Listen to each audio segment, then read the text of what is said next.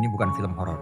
Ini adalah film di mana lo bisa senang-senang dengan kerasukan. Wow. Oke. Waktu lo di pitch kayak gitu lo nggak geleng-geleng kepala sebagai produser? Cuma di otak gue, wah mahal nih. Kayaknya film Indonesia yang bisa masuk Sundance tuh kayaknya nggak banyak. Ini kali kedua film Indonesia itu ada di main competition. Kali kedua? Kali kedua. Sepanjang masa? Sepanjang masa. Dan terakhir itu 13 tahun yang lalu. Film ini juga menjadi satu bentuk caraku untuk berdamai dengan masa lalu. Satu hal yang traumatik banget. Sampai kayak gue menikmati kesakitan karena berharap sebentar lagi akan ada reward gitu. Kayaknya di salah satu interview Regas juga bilang bahwa ini perjalanan refleksi pribadi, your personal obsession. Dulu waktu SMA sama kuliah, gue pernah mengalami masa passion menjadi sutradara ini. Start membuat gue kehilangan koneksi ke orang-orang sekitar gitu. I see. Jadi Bayu adalah Regas ya. Gue jadi bertanya-tanya siapa Maudi? Bahaya.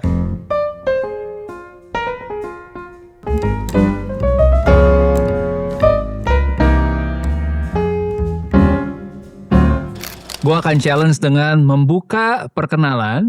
Menurut lo perkenalan apa yang lo lakukan beda sama terakhir kali kita ngobrol? Wah, gue gak ingat lagi terakhir kali ngobrol apa perkenalannya ya. Ya sekarang cara lo memperkenalkan setelah sekian tahun tuh apa? Oh gitu, oke. Halo, nama gue Iman. Gue pengusaha dan juga produser film. Aisyah. Produser film. Jadi sebelumnya belum ada perkenalan produser. Agak-agak, aduh. Dulu masih agak-agak kurang pede gitu ya. Sekarang udah lebih. Oke, that's good. Tapi sederhana. Pengusaha dan produser film. Kalau lo gimana, Gas? Kita dari penjaga kebun binatang. Ayo. Kebun binatang setan ini siluman. Saya Regas. Saya akhirnya bisa berhenti ngopi. Beda ya. Saya berhenti ngopi tahun ini. Oke. Karena biar bisa nulis kapanpun dimanapun. Soalnya dulu kalau nulis harus ketergantungan ada kopi. Giliran kopi yang disuka nggak ada, skenario nggak bisa ketulis. Serius? Iya. Jadi ada kopi spesifik Arabica gitu, di grind sendiri di V60. Itu buat nulis tuh enak gitu, deg-degannya tuh pas. Kalau kopinya diganti saset atau apa, deg-degannya ketinggian jadi tulisannya jadi jelek gitu. Nah giliran nggak ada, pusing kan, terus ya udah berhenti ngopi. Akhirnya setelah 2 minggu sakit banget kepala di sini kayak wah kenceng gitu. Akhirnya lepas juga. Air putih sekarang bisa. Wow, jadi sekarang labelnya Regas penyintas adiksi kopi. Benar. Sutradara penyintas kopi. Oke. Beda tuh man. Kalau terus storyteller tuh begitu. Beda. Di kepala dia isinya soundbite soalnya. Kopi ini jadi antagonisnya bagi saya. Menurut keyakinan saya. Tapi itu menarik menurut gue. Point of view yang masuk yang bagus. Karena cara mengenalkan itu kan jadi penting banget. Gue nonton Regas waktu dia ngenalin film ini di videonya Sundance. Pakai bahasa Inggris. Sesuatu yang juga mungkin gak sehari-hari dilakukan. Tapi kata-katanya tuh precise banget. Gitu. Itu tuh pakai skrip apa enggak sih, gue mau nanya? Gue ngedit. Terus gue nulis.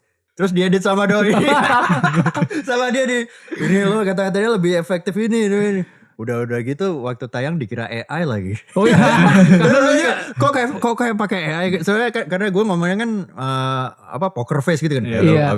Terus dia kayak mulutnya doang yang gerak. Nah, entah kenapa Instagram tuh entah kalau yang ngupload itu dia kayak auto generated atau apa, dia akan tertulis AI atau apa gitu. Gitu. Nah, dibantu saudara Iman nih untuk editing. Keren, menurut gue itu cara perkenalan yang keren. Nah lu kalau mau ngenalin film Prasuk ini kan dalam berapa minggu lagi akan tayang nih. Lu akan nge-pitch-nya apa ke audiens? Ini bukan film horor. Jadi bagi para penakut tenang, saya juga penakut. Ya, jadi gak ada jump scare, gak ada ya? Gak ada. Jump scare gak ada. Aku aja kalau cuci muka gitu ya, pengen buru-buru dibasuh daripada ada kuntilanak di depannya. Karena itu imaji dari kecil gitu. Gue penakut. Iya. Bukan film horor. Bukan film horor. Ini adalah film di mana lo bisa senang-senang dengan kerasukan. Wow. Oke. Ibaratnya kalau lo suka party, ini lo party, tapi lo party dengan roh. Wah. Lo suka nih. Lo punya pitch lain gak man? Sebagai produser kan mungkin. Ini kan kalau ini kan ya. Kalau ini kan butuh jualan. Oke. Kalau gue suka atau nggak suka tuh relatif, tapi gue bisa jamin ini film yang beda dari apapun yang lo pernah lihat di bioskop Indonesia. Dan harus disaksikannya di bioskop. Di layar lebar. Di layar lebar. Gue suka Pengalaman 2 ini. Karena gini, setiap kali gue punya kesempatan untuk bisa ngobrol sama teman-teman filmmaker, terakhir sama Ernest, sama Dipa dan siapa tuh ya? Agak lain. Aco. Aduh. Terus macam-macam lah. Ada Yandi juga. Ada Yandi juga.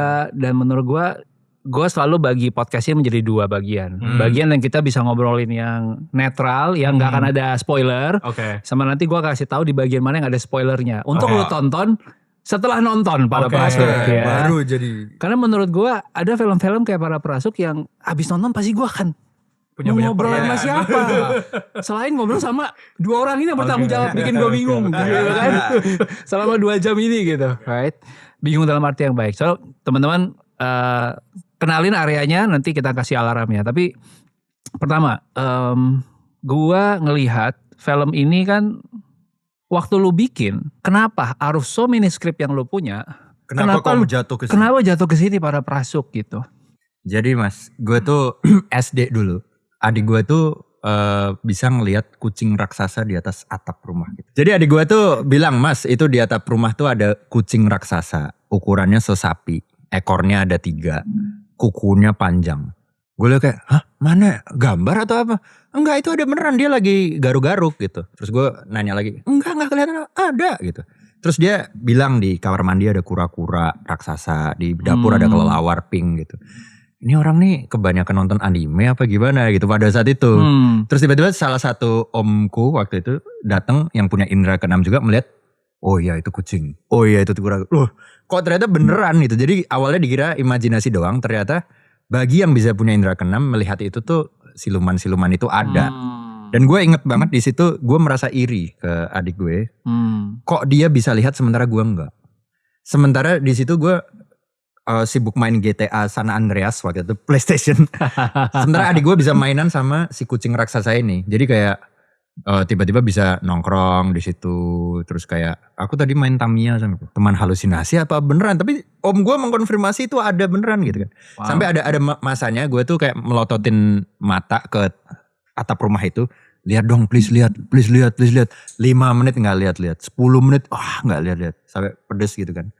Nah dari titik itu gue baru start mendiscover, oh ternyata banyak orang yang bisa berhubungan dengan roh atau berkomunikasi dengan roh dan menjadikannya tempat buat bermain gitu. Nah sejak dari situ gue jadi kayak riset bahwa di Indonesia tuh banyak banget pesta yang melibatkan roh tuh buat happy gitu. Ibaratnya kalau orang kota kan ya kalau mau party ke klub gitu kan, ada misalnya dia butuh hal-hal lain buat happy gitu, musik atau apa. Atau kalau lu nonton John Mayer gitu. Tapi ada beberapa daerah di Indonesia yang buat happy itu nggak butuh berbagai kayak minuman, makanan, musik apa segala macam nggak butuh.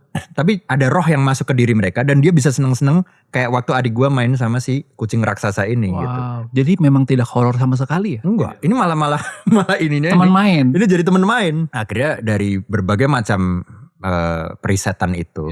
Akhirnya kita bikin satu cerita fiktif tentang satu desa yang hobinya itu bukan bikin konser dangdut, bukan bikin kayak party gitu, tapi party sama roh gitu, pesta kerasukan. Jadi once lo kerasukan roh, misalnya ini kan ada roh binatang nih, roh macan, roh kancil, itu lo kayak berhalusinasi masuk ke alam lain, alam yang nggak pernah lo lihat sebelumnya dan lo kayak happy di situ. Misalnya lo roh kupu-kupu, ini salah satu di sini ada roh kupu-kupu.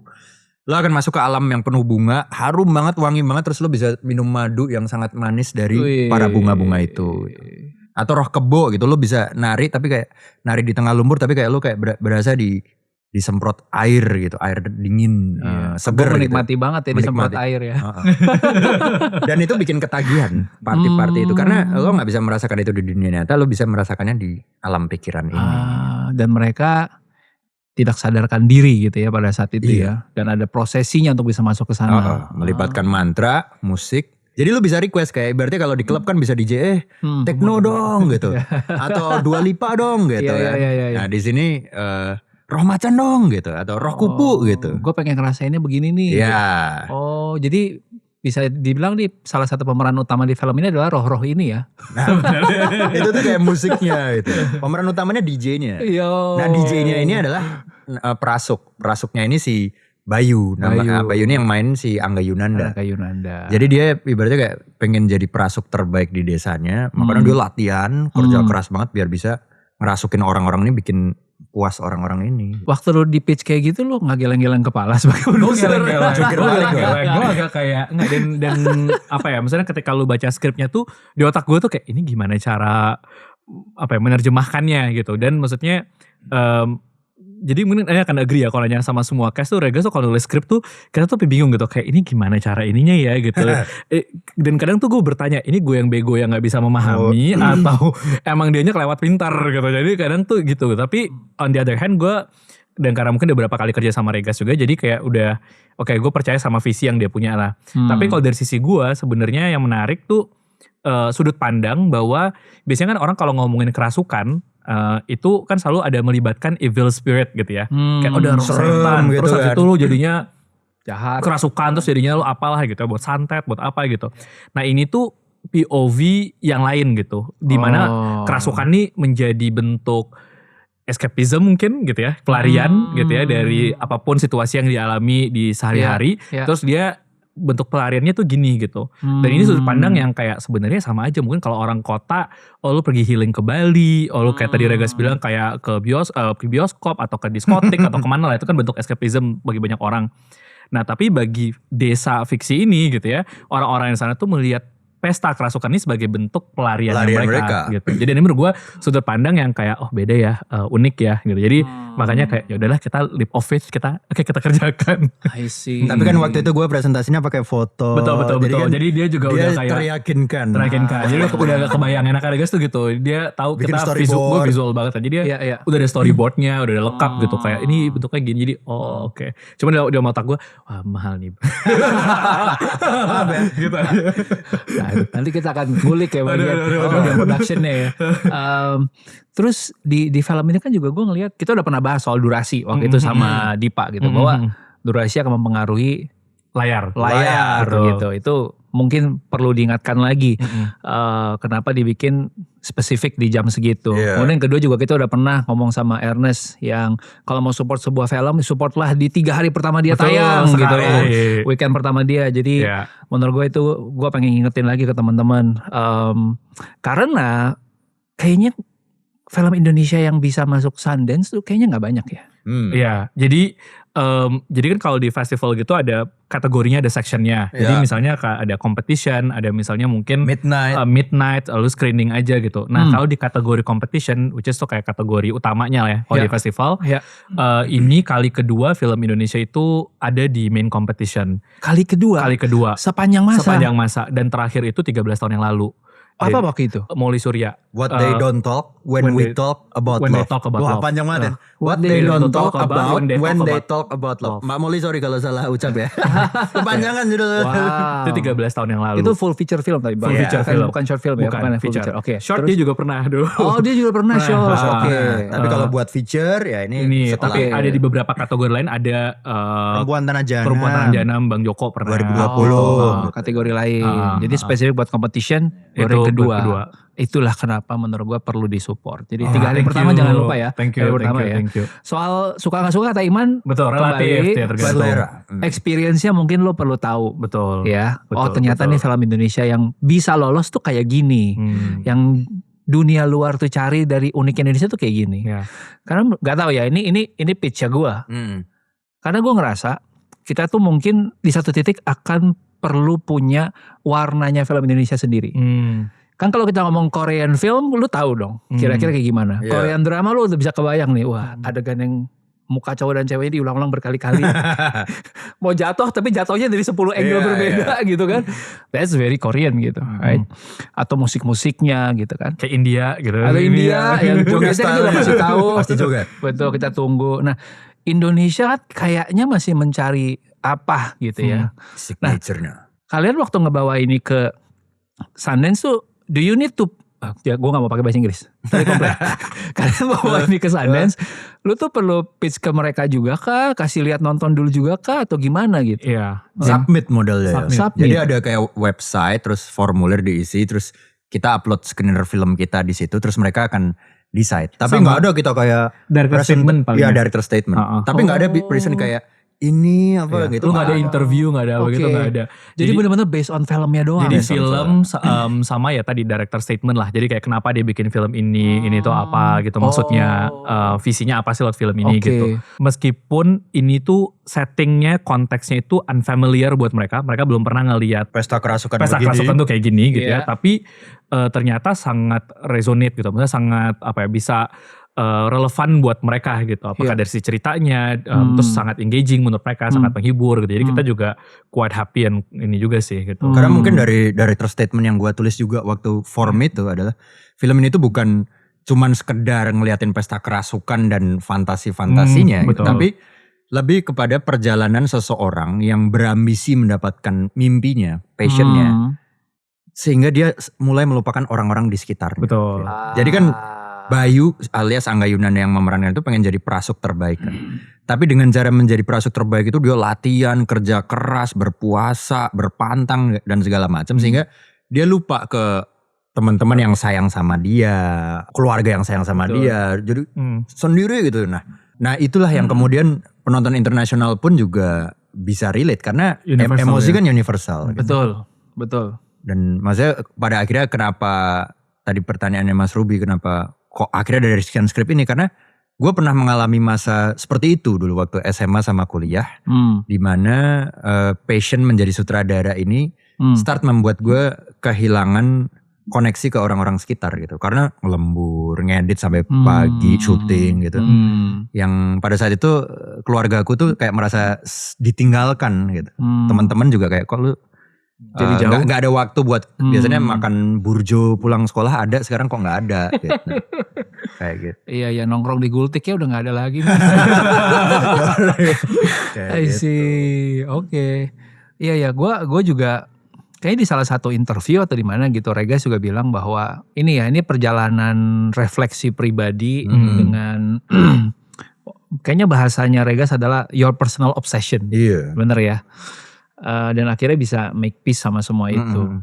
Selain tadi film ini ngomongin obsesi, film ini juga menjadi satu bentuk caraku untuk berdamai dengan masa lalu. Gitu. Ada banyak masa lalu yang gue belum bisa belum bisa berdamai, belum bisa menerima satu hal yang kayak traumatik banget gitu, atau kayak yang kayak kenapa ya kalau gue kesempatan bisa ngulang akan gue ulang di situ gitu. Sampai titiknya adalah di konser awal 2026 ini, gue datang ke konsernya Kunto Aji sebenarnya. Di hari pertama Januari namanya konser Urup. Konser Urup itu startnya jam 5 subuh dan melihat matahari terbit.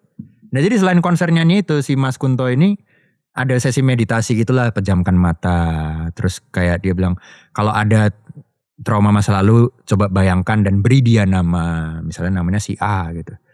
Sekarang kamu ada di lautan yang luas, buanglah si A tersebut.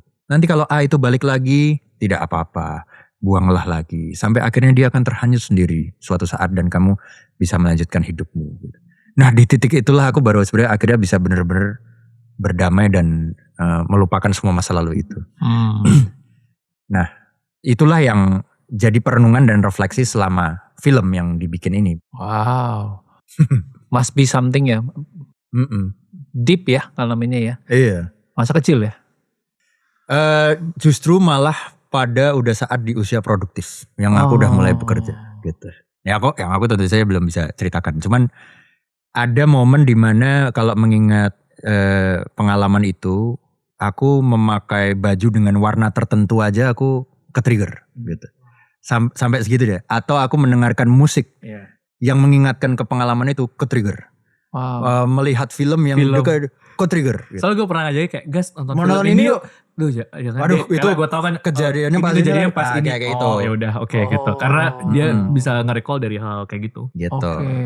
Sebenarnya ya kayak orang tua dan segala macam tuh udah kayak oh kamu masih teringat juga tuh enggak? Maksudnya memang belum bisa berdamai dan segala macam. Ya selalu bilangnya kayak ya ini sedang berusaha, tapi selalu muncul gitu Mas. Tapi setelah sama pengalaman Urup itu mulai Jauh lebih baik. Jauh Apakah lebih sekarang baik. masih ada sisanya kayak tadi? Apakah memori itu kadang masih kembali dari lautan? Ya masih, tapi ya dilepas lagi aja. Tidak seperti dulu sekarang. coba kita tes dulu. Apakah warna itu ada di sini? Warna itu ada di sini, tapi gue nggak bisa ngomong warnanya juga. Biar teman-teman nebak aja nanti ya. Banyak sih Sama warnanya. kayak- Gue kayak Nanti kalau Ada Regas banyak sudah ya. siap, dia akan cerita sendiri Iya. atau dia bikin film baru menceritakan itu ya. Menceritakan itu. Thank you loh, tapi udah mau share bagian itu. Iya. Di catatan gue menulis kata simbol. Iya, iya. Gue suka simbol lah ya. Ini ibaratnya kita Robert Langdon. Ini dong, apa namanya Da Vinci Code. Da Vinci Code. Tom Hanks. Tom Hanks gitu kan. Karena kan dia belajarnya simbolisme banget gitu ya. Yang ada di baju ini semua kan menurut gue simbol ya. Iya. Dan gue jadi Datang. berpikir gitu. Mungkin ini udah agak sedikit, gak tahu spoiler apa enggak, tergantung jawabannya Regas. Jadi alert buat teman-teman.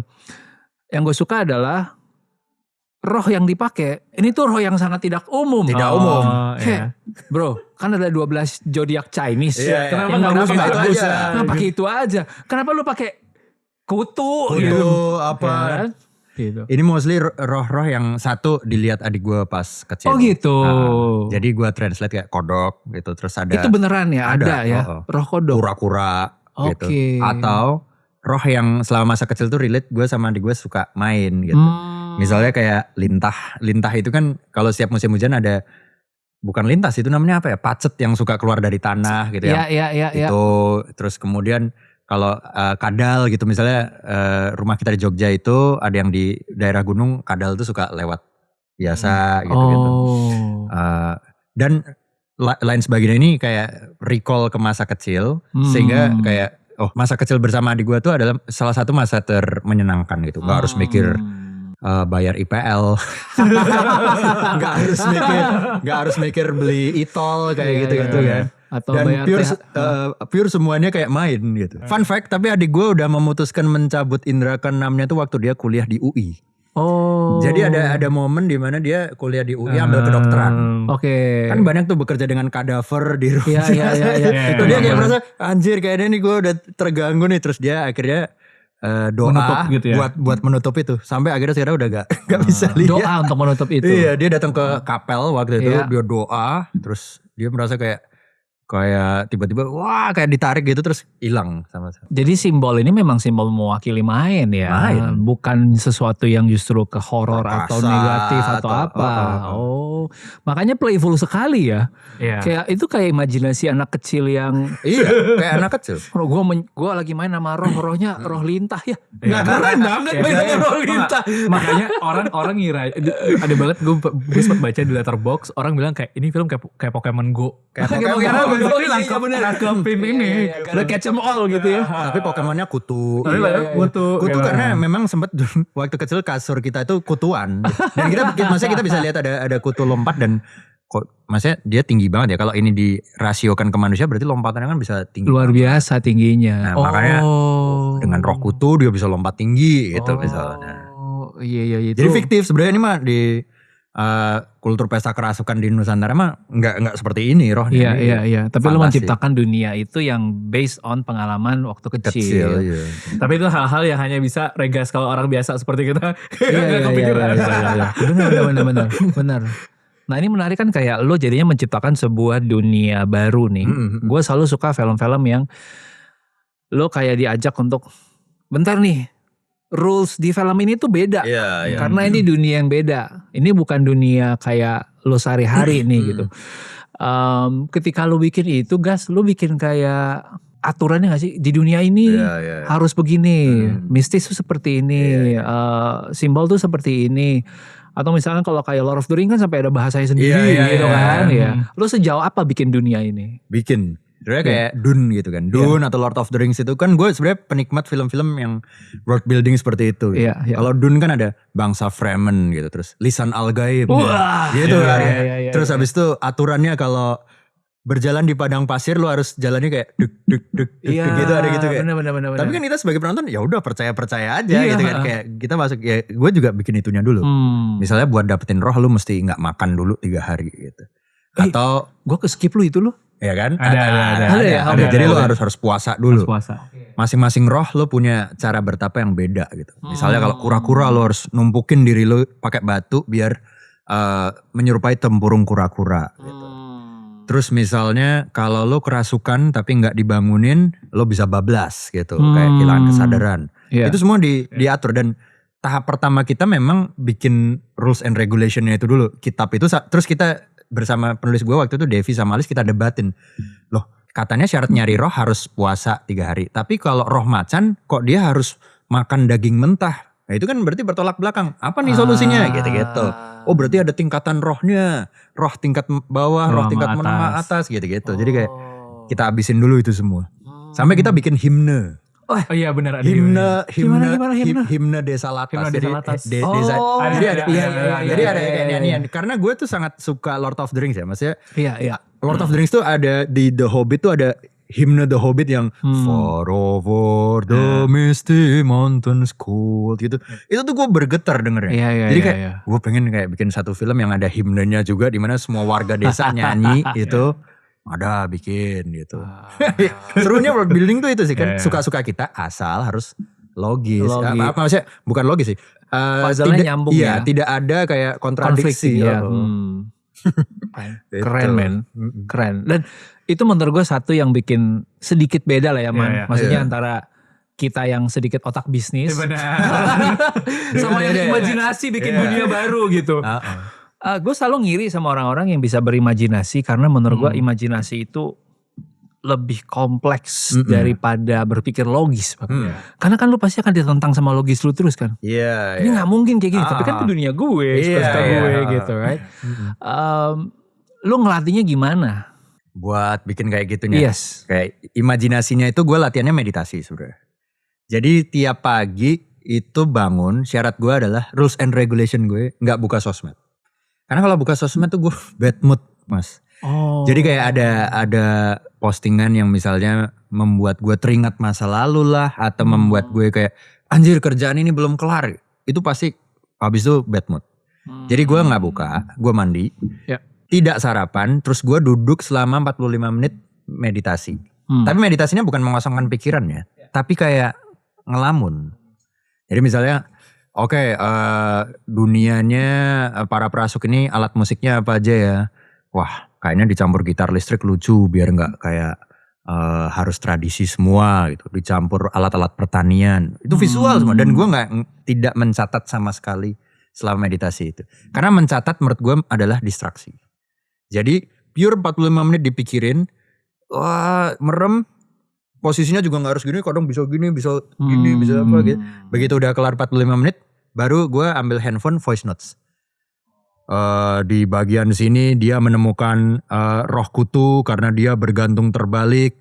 Karena di rambutnya mulai gatal, dia udah gak keramas berhari-hari, dia menemukan roh kutu kayak gitu-gitu.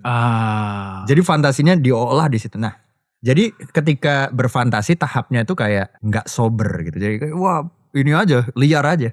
Nanti pada saat siang jam 10 udah nyampe kantor baru diedit. Itu udah pegang laptop dan yang bermain udah logika aja, udah kayak misalnya roh lintah ini harus membuat dia menyedot darahnya sendiri loh. Tapi kan ada satu rules bahwa kita tidak boleh menyakiti diri kita sendiri kalau kita mau menularkan kesenangan ke orang lain di pesta kerasukan ini. Berarti bertolak belakang dong. Berarti jangan darah dia sendiri kayak gitu-gitu. Itu semua pure editing, pure kayak diskusi sama Alis sama Devi.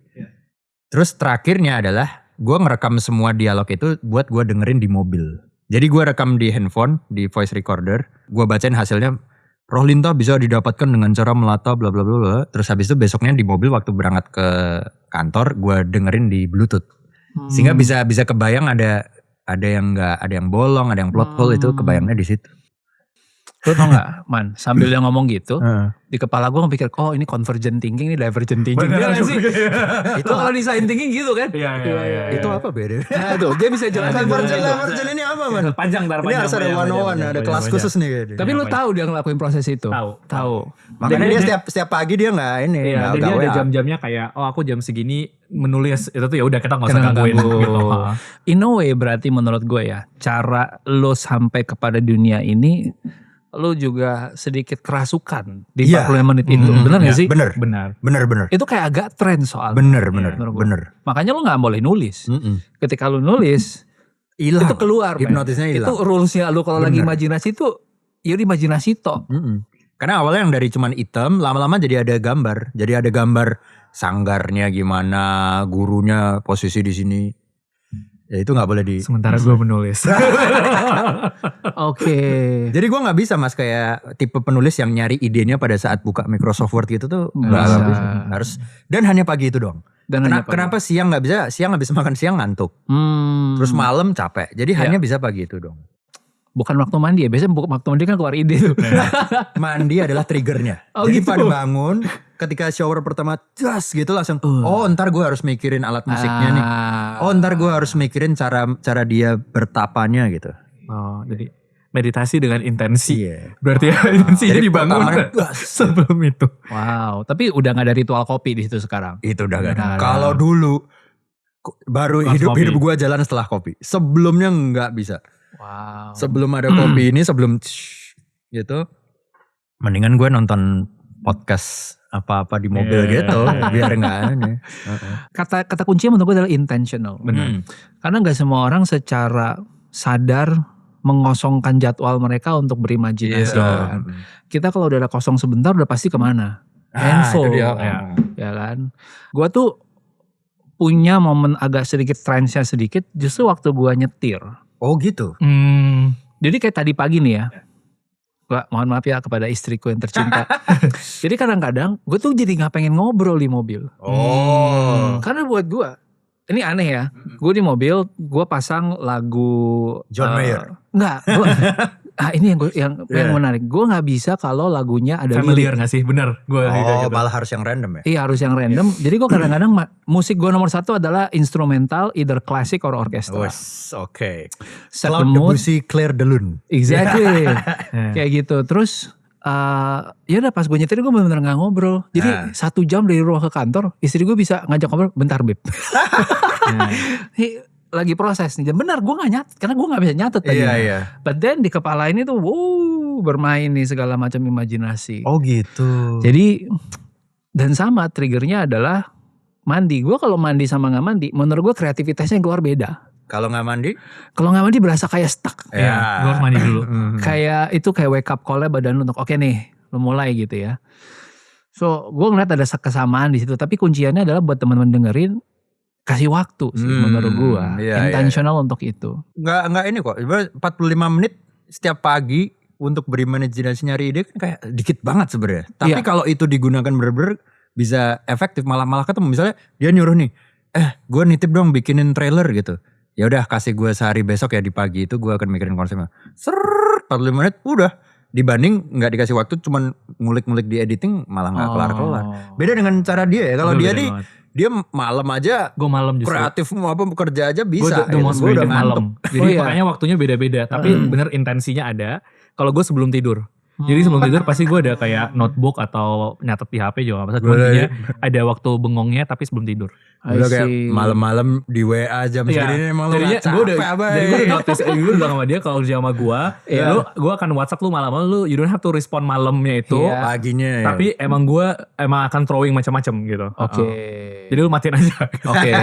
Oke. Jadi inget kayak Panji yang pernah bikin tweet jam 00.44. Ngapain otaknya bekerja. Gue sangat bekerja malam soalnya. Iya. Tapi gak harus dibales. Betul. Iya. Yang penting komunikasinya jelas kan. Gue gak expect lo untuk bangun sekarang dan mikirin kerjanya. That's good. Satu yang gue selalu jadi pertimbangan ketika gue juga diajak gitu sama teman-teman untuk ayo Rup ikutan di film ini gitu. Ini Ruby yang lagi kecil-kecilan mencoba juga nih. Masih belajar kalau katanya. Kalau dia masih belajar production gue ikut. Gue juga masih belajar production ya. selalu gue bertanya kayak ini film yang mau tujuannya masuk festival atau tujuannya berhasil secara komersil. Di kepala gue masih ada dikotomi itu.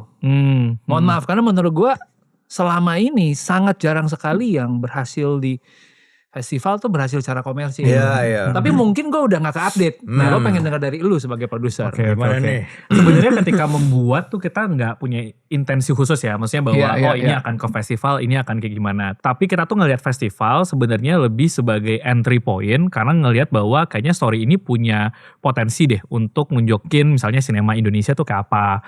Atau misalnya untuk membuat kayak ya mungkin kalau dari sisi misalnya bisnis atau segala macam ini tuh bisa jadi stepping stone untuk orang-orang luar tuh mulai kenal loh karyanya Regas tuh kayak apa gitu misalnya. Jadi lebih ke situnya.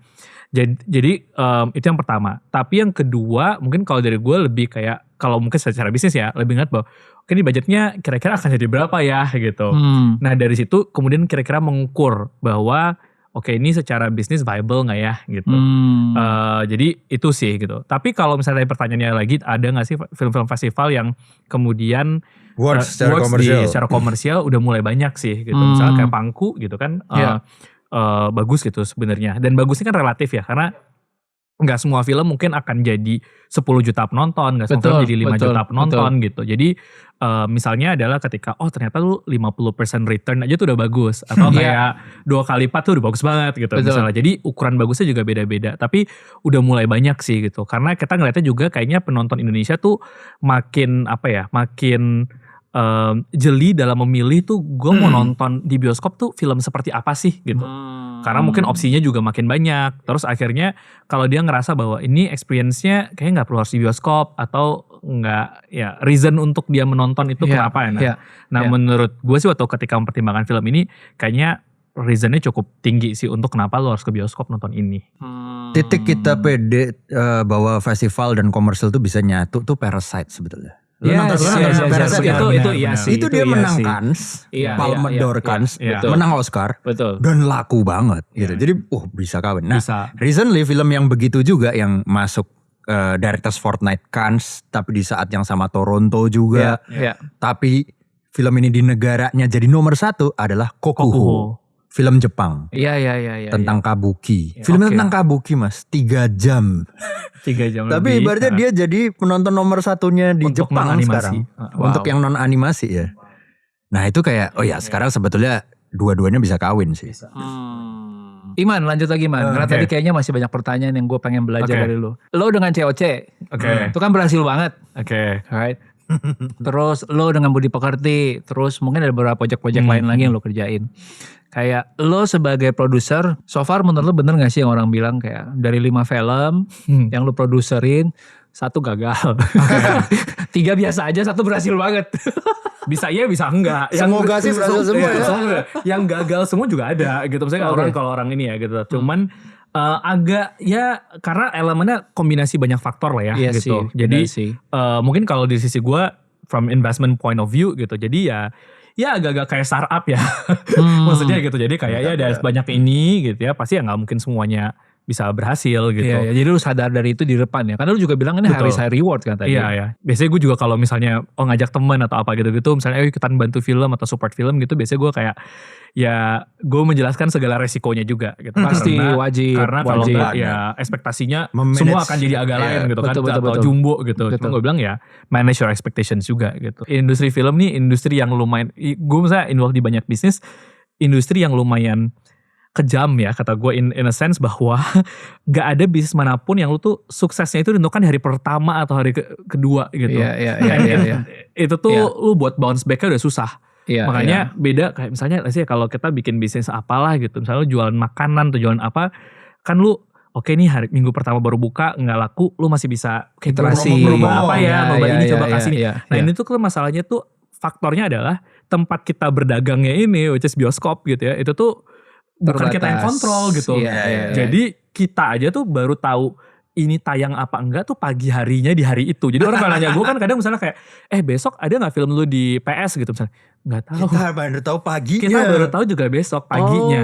kita nggak tahu. Orang nge-DM kita, tayangin dong di ini kok nggak ada. Di Pluit gitu. Itu tuh bukan kontrolnya PH gitu, Iya, tapi iya. kontrolnya bioskop. I wish gitu. kita bisa nentuin di. I wish Iya, gitu. iya. Karena jadinya oh berarti gue bisa plan ya. Nanti Iya, ininya iya. di tanggal segini di kota ini gue marketingnya gini gitu. Gue nggak tahu juga. itu striknya di situ. Menarik. Jadi kalau gue bisa simpulkan sebagai orang yang otak bisnis adalah sebenarnya nih bisa jadi secara investment horizon lebih pendek daripada bisnis lain. Betul. Tapi faktor di luar kendali lu lebih besar juga. Betul. Yes. Masalahnya terutama di Indonesia ya, film tuh nggak ada pakemnya gitu. Jadi misalnya nggak ada Formula. menurut gua bisa agree bisa nggak ada di Indonesia itu aktor yang bisa menjamin bahwa film tuh akan sukses. Ya benar. Misalnya lo kalau di US lu pakai Timothée Chalamet pasti Pastiin banyak. Masih banyak yang nonton. gitu, share track record gitu misalnya gitu ya. Iya. Tapi di Indonesia tuh nggak ada, you name it. Pasti tiap aktor tuh punya film yang memang ternyata dia lagi laku, Sukses. kemudian ada juga yang enggak Yang lagi gitu. flop. Dan apakah suksesnya diatribusi ke dia juga belum tentu gitu. Jadi aktor satu enggak gitu. Genre kita tuh berubah-ubah. Iya. Ada masanya horor, Merajai. ada masanya tiba-tiba religi, komedi gitu ya. Iya. Dan nggak sesederhana bahwa oke kalau gue menduplikasi genre itu kemudian juga jadinya Resep pasti sukses. director juga enggak juga semua. Ada Betul. director yang kemudian ya punya karya yang laku secara komersil, ada enggak. Jadi karena nggak ada pakemnya akhirnya kalau bagi gue pertanyaan utamanya adalah kenapa sih lu mau bikin ini jadi film gitu. Punya reasonnya enggak gitu. Dan kenapa orang harus nonton film ini gitu. Jadi ketika reasonnya itu cukup kuat, maka menurut gue kayaknya nih ini layak dibuat gitu. Ya akhirnya ya mempertimbangkan kebutuhannya kayak gimana sih gitu. Nah ini masuk ke hal yang menarik. Oh ya oke. Itulah kenapa mungkin orang juga harus menyadari kadang-kadang kan ada orang yang bilang udahlah ntar nontonnya di OTT. Buat beberapa film kan jadinya salah satu cara untuk memitigasi seandainya secara komersil belum tercapai adalah ya di OTT kan Yes. menurut gue kan. Dan gue sebagai produser pasti akan melakukan itu karena gue pengen ngejaga supaya gue punya bumper gitu. Nah pertanyaan gue sekarang nih, gue mau ngomongin soal OTT. Bagus, tapi ada sisi kurangnya juga. Karena melatih orang untuk sudah nanti aja. Menurut gue jawaban sementaranya win-winnya adalah jangan terlalu deket. Karena sekarang kecenderungannya kalau film Indo ya, itu kayak mentok 3 bulan udah muncul. Iya. Menurut gue itu terlalu dekat. Jadi kayak turun di bioskop 3 bulan kemudian muncul. Sehingga orang makin lama makin terhati kan. Tapi itu juga sesuatu yang kontrolnya juga bukan di PH. Nah itu gue baru tahu. Betul. Jadi itu bukan sesuatu yang kayak kita bisa decide oke gue mau munculnya tapi nanti setahun lagi ya gitu. Enggak gitu. Boncos gue gitu ya. Si OTT bilang. Jadi itu sesuatu yang biasanya setiap OTT itu udah punya regulasinya dan itu berlaku sama rata-rata gitu. Oke. Makanya kayak misalnya dengan perdebatan akuisisi Warner Bros gitu misalnya gitu ya kan salah satu klausul ataunya adalah kayak film tuh akan dijadikan tayangnya setelah berapa lama di teaternya gitu. Jadi itu yang apa ya? Ya memang kadang kontrolnya bukan di PH gitu. Gitu. Tapi ya itulah gitu. Resikonya gitu. Iya. Dan sepenting itu juga menurut gua kayak if you like a film or any product lah. Menurut gua ini bukan cuma film tapi local product ya, then lu spread out. Kasih tahu orang gitu. Karena ya kalau lu pengen filmnya maksudnya bertahan lama, diapresiasi dan segala macam ya semakin early orang menonton itu maka akan sebenarnya semakin bagus buat filmnya dan memperpanjang nafas filmnya. Kayaknya sekarang saat yang tepat untuk masuk ke bagian yang agak-agak spoiler ya. Oke. Ya. Tapi buat seorang filmmaker, mungkin juga nanti teman-teman nonton bisa relate ini ke kehidupan mereka. Proses apa di real life yang kejadian, terus ditranslate jadi filmnya tuh gimana? Karena kan mungkin gak bisa segamblang itu. Gitu. Kita nyari benang merah, tapi divisualisasikannya gimana tuh? Ya banyak pakai simbol-simbol. Itu yang gue mau nanya. Maksudnya banyak pakai nggak asli. Kalau aslinya kan maksudnya mentranslate kehidupan gue pengen waktu itu kuliah pengen jadi sutradara gitu kan. Ya masa mau bikin film tentang film ini misalnya diganti gitu. Dia pengen jadi perasuk. Kalau gue alatnya kamera, dia alatnya jadi slompret. Gitu. Kalau gue dulu bentuknya adalah mangku laptop di atas motor buat burning DVD buat disubmit ke festival film karena deadline-nya udah ini. Nah ini diganti si bayunya harus melata kayak lintah gitu. Itu sebenarnya kan kayak komparasi yang lumayan mirip gitu kerja keras ya. Jadi gue bikin begitu. Terus tokoh-tokoh di sekitarnya ya gue merecall aja mas kayak Dulu nyokap gue pernah kayak merasa sedih karena misalnya lagi diajak makan siang di ada nasi brongkos gitu di Jogja, tapi konsentrasi ke gue diem malah bikin shortlist gitu. Pernah kayak gitu. Mas kok kamu, maksudnya kita lagi ada giliran ada waktu semua ngumpul kok malah kamu nggak ada di sini gitu, malah bikin shortlist gitu. Nah ini nanti di filmnya ditranslate ya hubungan dia sama bapak yang berjarak, bahkan bapaknya cuma pengen ngobrol aja dia nggak ada gitu, dia pergi gitu. Atau hubungan ke temennya, misalnya ada temenku yang besok weekend nonton ini yuk basket gitu, nonton DBL gitu ada. Nggak bisa, aku harus syuting gitu. Wah kayak gitu-gitu loh. Iya. Jadi bener. itu terus kemudian satu persatu aku bikin diumpamakan dengan adegan lain di film ini gitu. Gue tuh kaget waktu ngelihat Regas tuh ternyata ngulik alat musik juga ya guys ya? Iya, saksofon gue main. Selain saksofon lu main yang lain gak tadi? Gitar. Oke. Ya turunannya saksofon kan pasti ada saksofon alto, tenor. Terus kalau main saksofon kan pasti klarinet jadi otomatis jadi bisa karena tiupannya sama. Dulu trompet, tapi semenjak pindah ke saksofon jadi nggak boleh main trompet karena bibirnya cara beda. beda. Nanti sakit sini. Oke. Terbentuknya beda. Oke. Saksofon soalnya dia nutup gini. Kalau ini lebih ke kayak ini kayak mouthpiece gini bikin terus gini. bibirnya. Ya. Dan cuma 3 ini kan, 3 tuts. Menurut lu itukah alasan lu akhirnya memilih senjata utamanya dia adalah tiup-tiup? Sebenarnya iya. Sebetulnya ada Semi itu, dan kenapa kok namanya Bayu? Bayu itu kan angin ya. Iya. Nah gue kan Libra kan elemennya udara kan. Oke. Jadi namanya Bayu. Terus Bayu kan angin ya, terus kan alat musik yang gue menguasai kan juga alat tiup. Jadinya makanya itu. Nah dan alat musik tiup itu adalah dari zaman gue SD udah main trompet.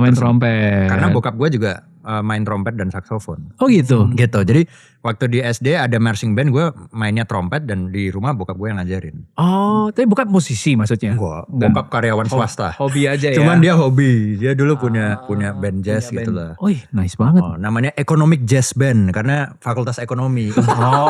Fakultas ekonomi UGM. Tapi sering dibelajarin elek Yoben, jadi kayak jelek juga gak apa-apa gitu. Elek Yoben. Aduh. Itu makanya di Bayu jadi main slompret karena itu. Karena gue mengingat ada satu momen di SMP. Waktu itu gue beralih dari main trompet ke saksofon. Sehingga skill saksofon gue kurang bagus. Nah waktu itu SMP gue ada mau pentas di sebuah SMA, ada pertunjukan. Tapi karena skill saksofon gue itu jelek, itu gue nggak dipilih di band itu. Gitu. Yang dipilih adalah adik kelas gue. Oke. Nah tapi gue pada saat itu sudah bilang ke adik dan keluarga gue bahwa aku nanti akan pentas di SMA itu main saksofon, mainin lagunya Mahadewinya Dewa. Padi. Mahadewinya Padi. Sehingga mereka udah akan meluangkan waktu untuk datang ke SMA itu nonton. Tapi karena H-2 gue nggak boleh main sama teman-teman band, gue sampai inget gue memohon pada si pemimpin band itu untuk kayak boleh nggak gue di panggung tapi gue lip sync aja karena aku malu, aku udah bilang ke keluargaku itu tapi aku nggak main gitu. Nah, waktu itu ketua bandnya nggak boleh lah nggak. Nah terus di situ gue sedih, gue nangis gitu. Nah di momen itu gue sekarang kalau dipikir merefleksikan betapa pada saat itu gue mirip sekali dengan karakter Bayu yang ada di film ini. Ambisius, pengen membuktikan dia itu yang terbaik, pengen membuktikan dia itu bisa berhasil bagi keluarganya. Sampai gue harus kayak, boleh gak gue lip sync? Artinya kan gue kayak hanya ingin bersandiwara biar kayak performatif. Iya, performatif banget gitu. Kalau sekarang lebih gue ngapain ya kok dulu sampai seambisius itu. Mungkin sebenarnya alasannya hanya gara-gara gue pengen mendapatkan apresiasi gitu. Pengen mendapatkan sanjungan dari teman-teman atau dari keluarga. Karena dulu merasa kayak ketika disanjung itu kok seneng gitu, kok happy gitu. Yang mana sekarang gue sadari bahwa rasa sayang orang tuh tidak muncul ketika hanya lo disanjung dan diapresiasi. Ketika mereka sekedar ada buat lo nemenin makan tuh juga bentuk sayang. Kenapa lo harus menjadikan standar rasa sayang itu adalah ketika diapresiasi gitu. Nah dari situlah gue belajar. Makanya gue terapkan di karakter Bayu ini. I see. Jadi Bayu adalah Regas ya. Gue jadi bertanya-tanya siapa Maudi? Ya, Ini real life-nya siapa Maudi? ini pacarku, jangan dengerin dulu.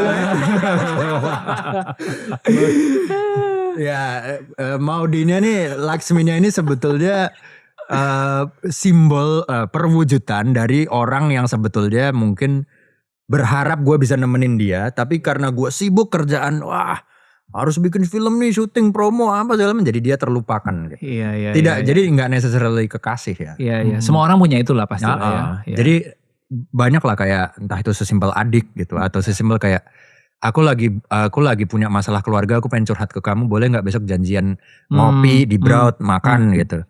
Aduh sorry banget aku ada ini nih, ada meeting pre-production, nggak ada. Nah.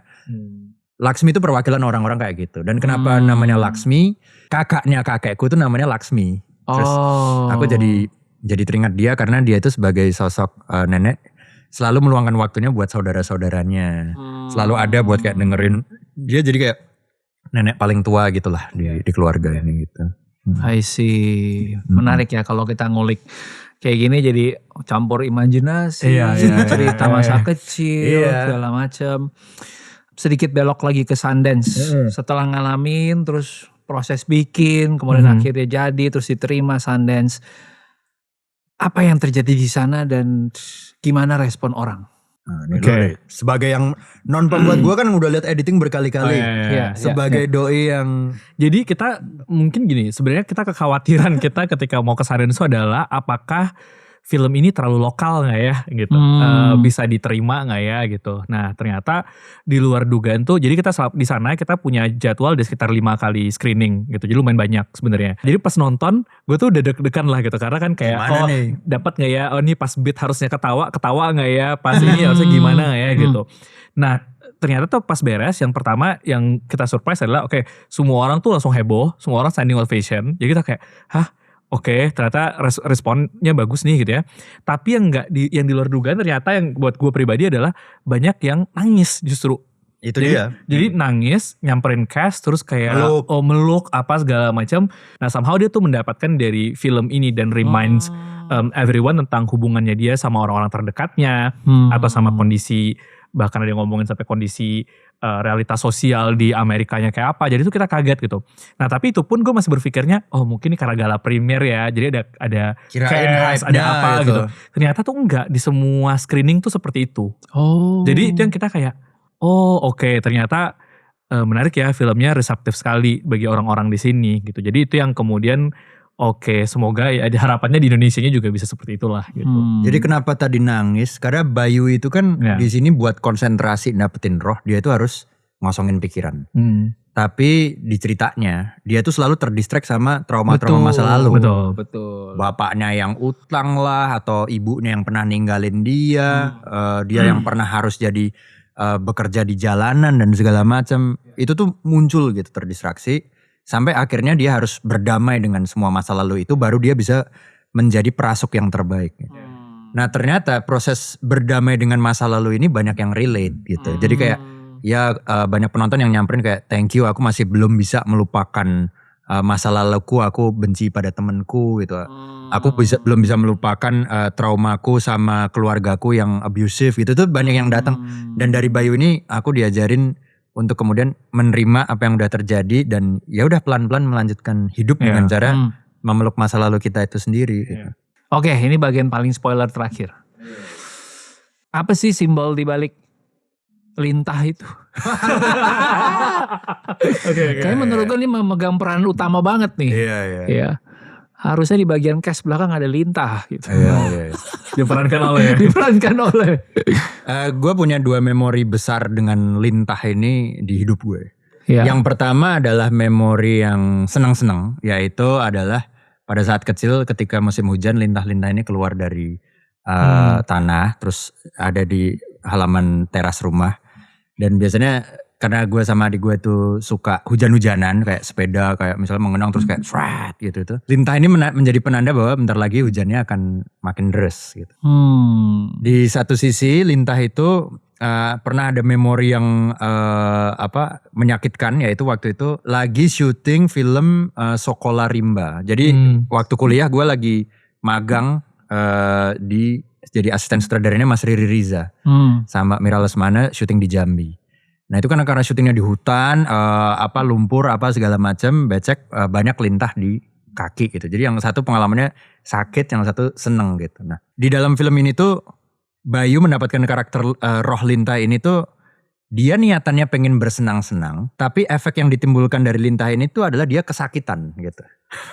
Jadi kan lintah itu kan makan tuh kan untuk menguatkan dirinya kan. Tapi di satu sisi dia harus sakit banget. Jadi kayak dia harus melata di sepanjang jalan, terus berdarah-darah. Dia harus menyedot darah hewan.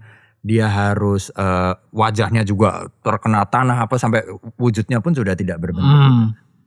Nah di sini tuh pengen mempertanyakan apakah dalam setiap mencapai kesenangan dan kebahagiaan itu rasa sakit itu harus dilalui emangnya? Emang harus begitu terus kah gitu? Karena gue sempat mengalami masa di mana kalau gue terlalu seneng pasti bentar lagi ini akan ada kesedihan setelahnya. Tapi kalau gue sedih biasanya habis ini akan ada surprise kesenangan gitu. Nah pola pikir seperti ini tuh menurut gue agak gak sehat untuk diri sendiri gitu. Jadi kayak gue menikmati kesakitan karena berharap sebentar lagi akan ada reward gitu. Akan ada happiness yang akan datang. Padahal juga bisa jadi belum tentu ada. Bisa jadi lo sakit terus aja gitu. Yeah. Dan kenapa lo stay di lingkungan yang sedih terus dan sakit terus itu gitu. Iya. Nah itu untuk menggambarkan fase yang gue pernah berprinsip bahwa gue gak layak bahagia, gak layak bersenang-senang. Bersenang-senang tuh akan menuntun pada kesedihan berikutnya. Dan gue sebaiknya bermati raga terus aja supaya gue nanti dapat sesuatu yang happy. Itu pernah ada fase itu di hidup gue dan sekarang gue udah meninggalkan itu. Sekarang gue berpikirannya adalah kesedihan dan kesenangan itu sesuatu yang sama aja. Gitu. Ketika lagi sedih ya itu emang kodratnya hidup tuh begitu. Ketika lagi seneng ya emang kodratnya begitu. Jadi emang ketika sedih tuh nggak usah sedih-sedih amat. Ketika seneng ya dirayakan aja gitu. Tapi jangan sampai kehilangan diri sehingga lo lupa kayak besok lo tetap harus bayar IPL ya gitu.